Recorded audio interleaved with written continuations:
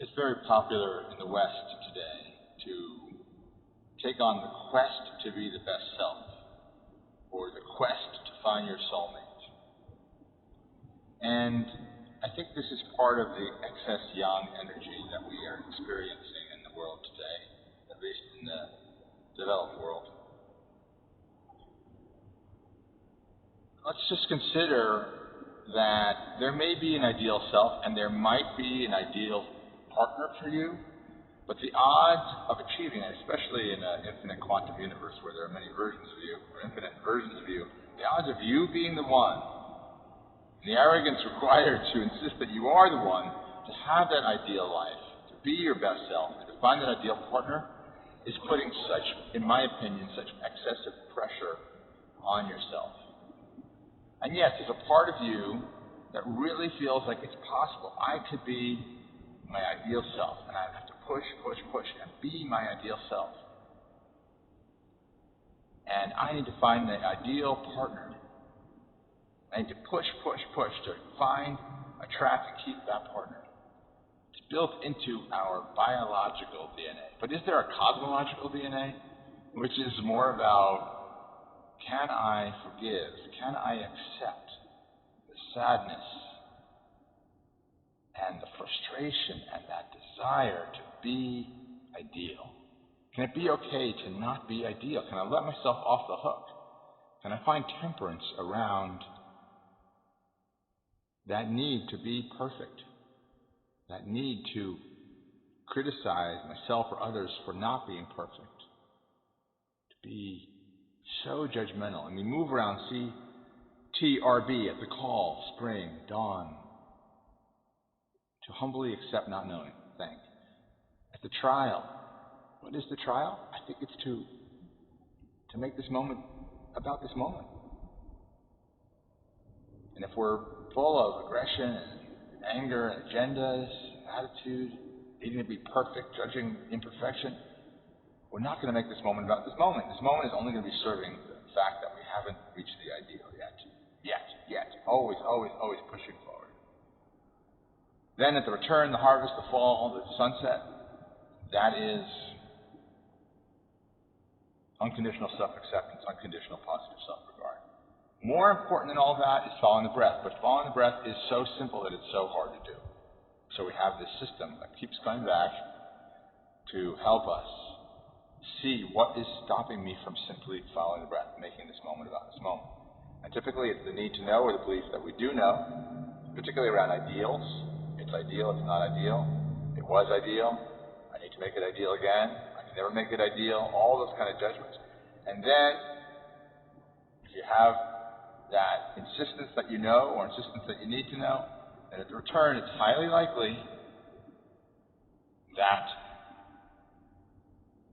you're not going to have unconditional self-acceptance. You're going to withdraw acceptance, or you're going to make it conditional. And that's why we pursue the ideal. I always talk about the call, trial, return, bardo as if they're sequential, but consider that they're all simultaneously happening, or cycling so quickly that they're influencing each other in real time. It's much more helpful to think of it that way, usually. Sometimes it's helpful to break it into segments, or just focus on one.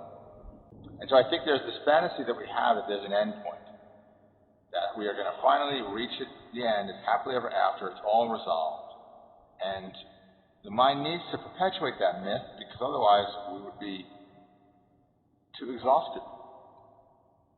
The thought that this is going to keep happening, that I'm going to keep chasing an ideal. And even if I get the ideal, something will pull it away, the law of impermanence. Something will take it away from me. No, I need to have this myth that somehow I'm going to find the ideal, and it's going to be happily ever after. Now, that may be true on a cosmological DNA level, on an afterlife level, but in the life on Earth, I just don't think anyone ever finds it. Even people who are awakened, you see their shadow appearing. I just don't think that while we're in these biological forms, I just don't think that while we're in these biological forms that we can escape the law of impermanence, and that we have the work of accepting a failure to reach the ideal. Maybe if you're awakened, then you have that. ideal, which is maybe then if you're awake and you have that ideal and then you're not concerned about lack of ideal. But so few people awaken during their lifetime that it's almost not even worth talking about. And so life keeps pushing us. Go left, go right, go forward, go back, go faster, go slower. And then the negative free child pushing for conquest and escape, and the negative adaptive child pushing for adaptation, adapting to whatever's happening, obeying, conforming. It's not that either one is right or wrong. It's that they are pointers to when we are off course, just as a ship sailing the ocean would see when they're veering to the left or the right of the North Star. So we may not like these movements to the left side of the tree of life, limits, adaptive child, negative, or the right to the free child and purpose if it's negative. But there is a positive adaptive child that wants to conform out of love. How to find that is a mystery for everybody. We have to figure it out on our own. It has to do with the dynamic masculine and the static masculine, in my opinion. And to find that, then we have the positive adaptive child and the positive free child, and these two move back and forth across the tree of life, across the polarization, and it's peaceful. It's a handoff. It's extremely tricky and mysterious how to transition from the negative polarization to the positive polarization. But part and parcel to that, in my belief, fundamental to that, is this mythology of happily ever after and the ideal. And the ideal. If we can let go of this attachment to needing to have a happily ever after and then needing to have an ideal, then we are more in a fluid state. I don't want to say flow state, but a fluid state where we may be able to manifest the positive adaptive child on the left side of the tree, positive free child on the right side of the tree.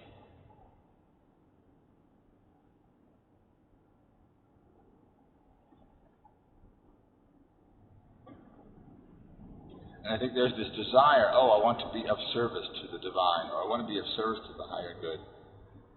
And it's a beautiful impulse, but it is wrapped up 9 times out of 10, if not 10 times out of 10, in ego identification and identity. I'm being seen as I'm so great. It could be I'm so great because I'm wonderful. I'm so great because I'm a channel for the Lord. I'm so great because I can do what nobody else can do. And so if that impulse arises, or if you see it happening in someone else, that is your opportunity to have compassion for the part of you that wants to make things ideal. That wants to make things ideal and sell this story of happily ever after.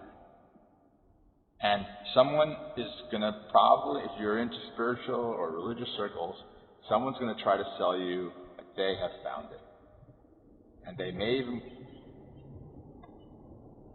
even believe that they've found it. But if you pay attention closely to how they're speaking, even if their words are fine, their energy is contracted.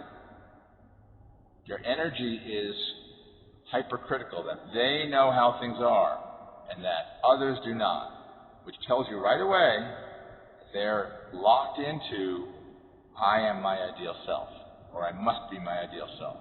There's no humility in that, even if they're talking about humility. So it can be very triggering if we're attempting to be humble and to walk a path beyond the identity, to have other people who are embodying spiritual religious ideals in word only or intermittently in their body and in their expression. But they're a great opportunity for us, even if it's annoying, to see the part of us that needs to be like them, needs to be a true believer, needs to be our ideal self, needs to have purpose. And the way they found purpose often is by claiming that they have found the limits, that they have diminished their ego. But the very fact that they are rigid in their thinking suggests that they are not in a fluid state, that they are gripping, that they are grasping. It's only coming across in their energy, not in their words. So when you feel that gripping energy coming out of them, even if the words are beautiful, it's a reminder, it's an invitation to see the part of you, inside of you, that is gripping, that believes that there's an ideal self and that you must or have found it, the belief that you know or need to know something, anything. There's no humility in any of that, even if the language is about humility. And if you can get to the place where you don't need to be the ideal self, but you're just forgiving the part of you that needs you to be the ideal self, forgiving the failure to be the ideal self, then you won't be attached to happily ever after.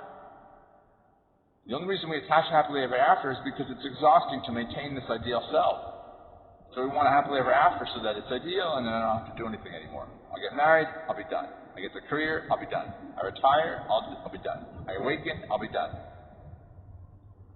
It's a very understandable mythology we want to have, because it's exhausting to be the ideal self. What if you drop needing to be the ideal self? Just be you. You, the pure awareness, is aware of the impulses to try to be the perfect self, and the failure and the criticism about any failure, to be that. That's compassion, being with the pain.